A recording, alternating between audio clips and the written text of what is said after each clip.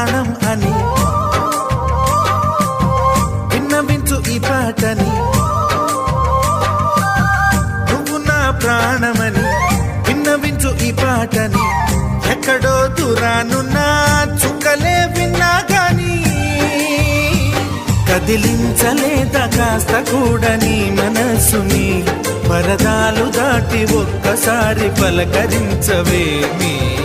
అందరినీ ఇలా వెంటపడి అడగాల సరదాగా నువ్వే ఎదురైతే సరిపోదా. నిద్రపోతున్న రాత్రి నడిగా